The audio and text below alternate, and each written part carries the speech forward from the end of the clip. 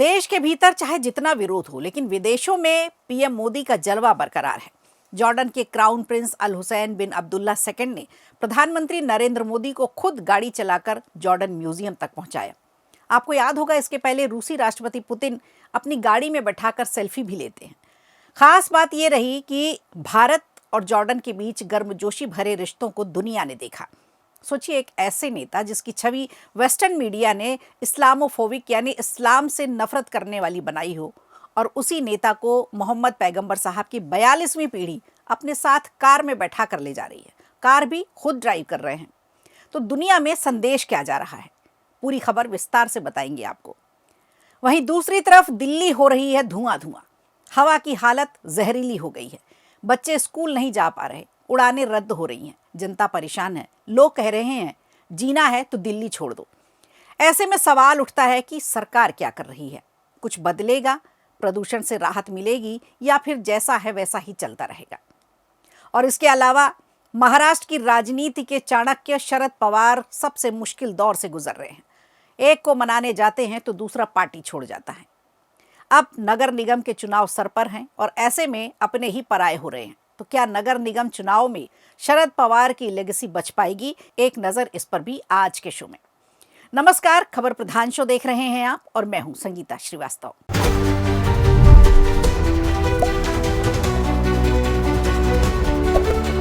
चलिए सबसे पहले बात करते हैं भारत और अरब देश जॉर्डन के रिश्तों की, जो हाल ही में नए मुकाम पर पहुंचाए गए हैं। अभी अभी प्रधानमंत्री नरेंद्र मोदी की ऐतिहासिक यात्रा के बाद बने रिश्तों में संभावनाएं खोजी जा रही हैं। पीएम मोदी की 2 दिवसीय जॉर्डन यात्रा इसलिए भी खास रही क्योंकि 37 साल बाद किसी भारतीय प्रधानमंत्री ने जॉर्डन की आधिकारिक यात्रा की है। इस दौरे ने भारत जॉर्डन के संबंधों को पूरी दुनिया में हाईलाइट किया, जिससे कई संदेश भी दिए गए। इस बीच प्रधानमंत्री नरेंद्र मोदी ने अपनी यात्रा के बाद सोशल मीडिया पर एक पोस्ट भी साझा की। उन्होंने लिखा कि ये मुलाकात भारत जॉर्डन साझेदारी के एक महत्वपूर्ण विस्तार का प्रतीक है। पीएम मोदी ने जॉर्डन यात्रा को बताया बेहद कामयाब। उन्होंने कहा, अब खुलेंगे तरक्की और खुशहाली के नए रास्ते। उन्होंने यह भी बताया कि नई और रिन्यूएबल एनर्जी के क्षेत्र में सहयोग की बात हुई है। क्लीन ग्रोथ को लेकर बातचीत हुई है। एनर्जी सिक्योरिटी, जो आज एक अहम मुद्दा है, इस पर भी बात हुई है। और क्लाइमेट को लेकर जो रिस्पॉन्सिबिलिटीज हैं देशों की, उनके प्रति भी दोनों देशों का कमिटमेंट हुआ है। पीएम मोदी ने जल संसाधन प्रबंधन पर भी खास जोर दिया, ताकि आपसी सहयोग से जल संरक्षण और टेक्नोलॉजी की बेहतरीन तरीकों को साझा किया जा सके, लंबे समय तक पानी की सुरक्षा को सुनिश्चित किया जा सके। ये मुद्दा इसलिए भी जरूरी है क्योंकि जॉर्डन पहले से ही जल संकट से जूझ रहा है। इसके अलावा पर्यटन को भी बढ़ावा दिया गया और भारत के एलोरा और जॉर्डन के पेट्रा के बीच ट्विनिंग एग्रीमेंट पर भी सहमति बनी। प्रधानमंत्री नरेंद्र मोदी ने उम्मीद जताई है कि पर्यटन और एकेडमिक दोनों देशों के बीच आदान प्रदान के लिए नए रास्ते खोलेगा। दोनों देशों की ऐतिहासिक और सांस्कृतिक धरोहर अब एक दूसरे से जुड़ेंगी। इन प्रोग्राम्स में 2025 से 2029 तक रिन्यू किए जाने की भी जानकारी दी गई है, ताकि दोनों देशों के लोगों के बीच भी संबंध गहराई से जुड़े। तो ये तो रही बात इस यात्रा से जुड़ी कि किन क्षेत्रों में सहयोग की बात हुई। और अब हम बात करते हैं प्रधानमंत्री नरेंद्र मोदी और जॉर्डन के राजा किंग अब्दुल्ला सेकंड के मुलाकात की। 15 दिसंबर को प्रधानमंत्री मोदी जब अम्मान के अल हुसैनिया पैलेस पहुंचे तो किंग अब्दुल्ला सेकंड ने उनका गर्मजोशी से इस्तकबाल किया, औपचारिक अभिनंदन किया। दोनों नेताओं के बीच सीमित और प्रतिनिधिमंडल स्तर की बातचीत हुई। इस दौरान दोनों नेताओं ने अपनी पिछली मुलाकातों को भी याद किया और इस बात पर जोर दिया कि ये दौरा ऐसे समय में हो रहा है जब भारत और जॉर्डन अपने राजनयिक संबंधों की स्थापना के 75 साल मना रहा है। प्रधानमंत्री मोदी ने भारत जॉर्डन रिश्तों को मजबूत करने के लिए किंग अब्दुल्ला की खुलकर सराहना की। आतंकवाद के मुद्दे पर भी दोनों नेताओं के बीच एकजुटता देखने को मिली और सबसे बड़ी बात, किंग अब्दुल्ला द्वितीय ने आतंकवाद के खिलाफ भारत की लड़ाई का पुरजोर समर्थन किया और आतंकवाद की कड़ी निंदा भी की। वहीं प्रधानमंत्री नरेंद्र मोदी ने आतंकवाद, उग्रवाद और कट्टरपंथ के खिलाफ वैश्विक लड़ाई में किंग अब्दुल्ला के नेतृत्व की सराहना की। इसके अलावा जब प्रधानमंत्री मोदी ने जॉर्डन के क्राउन प्रिंस अल हुसैन बिन अब्दुल्ला सेकंड से मुलाकात की, तब क्राउन प्रिंस खुद गाड़ी ड्राइव करके प्रधानमंत्री मोदी को अम्मान के जॉर्डन म्यूजियम तक ले गए। इस दौरान पीएम मोदी उनके बगल में बैठे नजर आए। प्रधानमंत्री ने इस पल की तस्वीर सोशल मीडिया में साझा की और उन्होंने लिखा कि इसे भारत और जॉर्डन के बीच मजबूत भरोसे और आपसी सम्मान का प्रतीक है। अब अल हुसैन ने पूरी दुनिया, खासकर उन लोगों को जो भारत और पीएम मोदी को इस्लामोफोबिक बताते हैं, उन्हें साफ संदेश दिया है। हुसैन ने ये साफ तौर पर दिखाया कि भारत एक विश्वगुरु है और किसी भी माइनॉरिटी के खिलाफ नहीं है और माइनॉरिटी को उससे डरने की ज़रूरत भी नहीं है। अब दिलचस्प बात यह है कि जॉर्डन का शाही परिवार हाशमी वंश से आता है, जिसकी ब्लड लाइन सीधे इस्लाम के पैगंबर मोहम्मद से जाकर जुड़ती है। ये संबंध पैगंबर मोहम्मद की सबसे छोटी बेटी फातिमा और उनके पति हजरत अली से होता है। हजरत अली और फातिमा के बेटे हजरत हसन और हजरत हुसैन के वंश से ही हाशमी परिवार जुड़ा हुआ है। जॉर्डन के राजा और क्राउन प्रिंस इसी हाशमी वंश के सदस्य हैं, जिन्हें पैगंबर मोहम्मद की 42वीं पीढ़ी का वंशज माना जाता है। तो अब भारत और जॉर्डन के रिश्ते किस तरह से आगे बढ़ेंगे, ये देखने वाली बात होगी।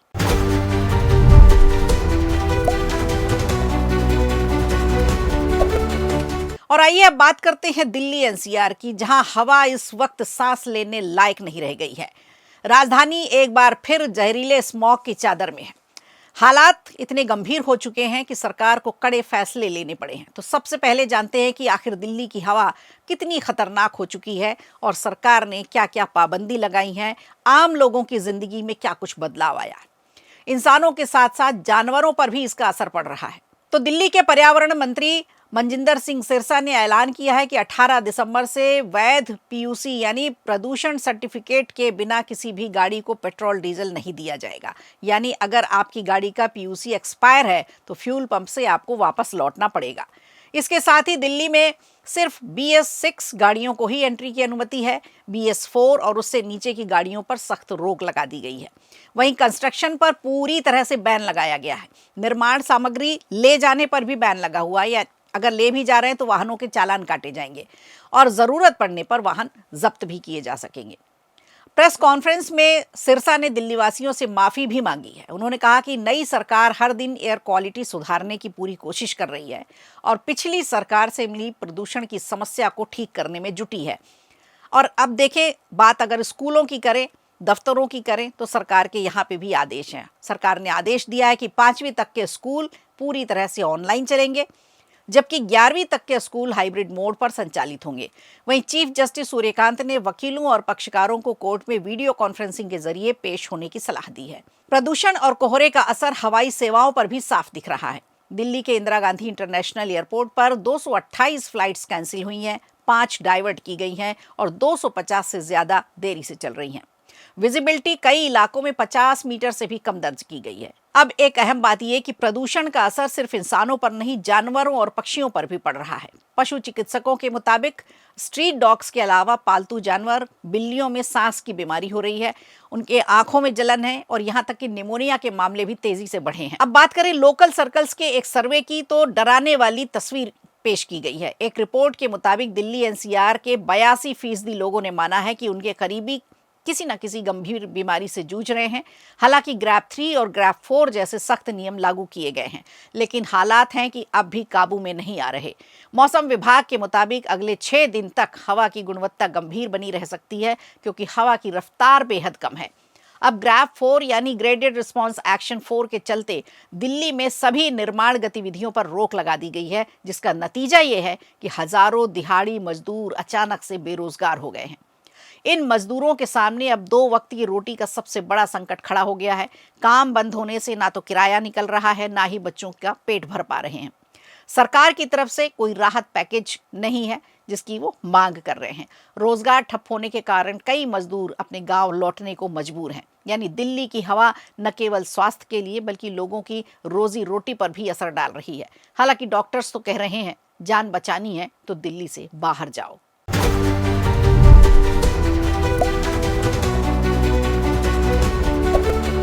और आइए अब महाराष्ट्र का रुख करते हैं, जहां सियासत में इस वक्त एक बड़ी चौंकाने वाली खबर सामने आई है, जिससे पवार गुट को बड़ा झटका लगा है। नगर निगम चुनाव की घोषणा होती शरद पवार के गुट को करारा झटका लगा है और इस झटके की गूंज सीधे धुले से उठी है। दरअसल धुले की पूर्व महापौर और शरद पवार गुट की बड़ी नेता कल्पना महाले ने भारतीय जनता पार्टी का दामन थाम लिया है। इधर कैबिनेट मंत्री जयकुमार रावल की मौजूदगी में उन्होंने बीजेपी की सदस्यता हासिल की। सिर्फ कल्पना महाले ही नहीं बल्कि उनके साथ पूर्व शिवसेना पार्षद गुलाब माली और कैलाश मराठे भी बीजेपी में शामिल हो गए हैं।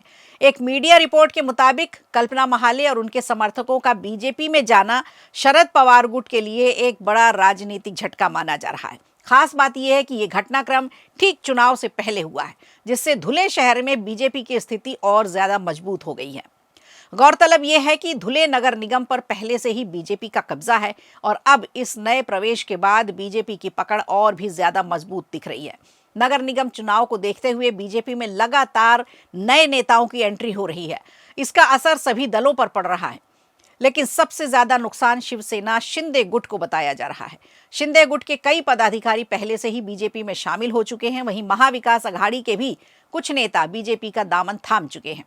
इसी बीच मुख्यमंत्री देवेंद्र फडणवीस ने नगर निगम चुनाव को लेकर बड़ा बयान दिया है। उन्होंने कहा है कि जहां संभव होगा वहां गठबंधन में चुनाव लड़ा जाएगा। हालांकि पुणे में बीजेपी और एनसीपी अजीत पवार गुट अपने अपने उम्मीदवार मैदान में उतारेंगे। फडणवीस ने यह भी साफ कर दिया है कि गठबंधन दलों ने एक दूसरे के कार्यकर्ताओं को पार्टी में शामिल न करने का फैसला लिया है। अब बात करते हैं चुनाव कार्यक्रम की। दरअसल सोमवार को चुनाव आयोग ने एक प्रेस कॉन्फ्रेंस की, जिसमें 29 नगर पालिकाओं के चुनाव की घोषणा की। इन सभी नगर पालिकाओं में 15 जनवरी 2026 को मतदान होना है, जबकि मतगणना होगी 16 जनवरी 2026 को। चुनाव आयोग के ऐलान के साथ ही महाराष्ट्र की राजनीति एक बार फिर गर्मा गई है। गठबंधन को लेकर कई सीटों पर मतभेद सामने आ रहे हैं। सवाल यह है कि किन नगर निगम में बीजेपी, एनसीपी और शिवसेना साथ साथ चुनाव लड़ेंगे, कहां फ्रेंडली फाइट देखने को मिलेगी।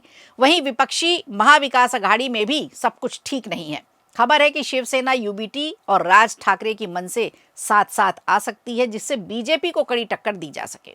लेकिन कांग्रेस और शरद पवार की एनसीपी अंदर खाने में मनसे को गठबंधन में शामिल करने को लेकर असहज है।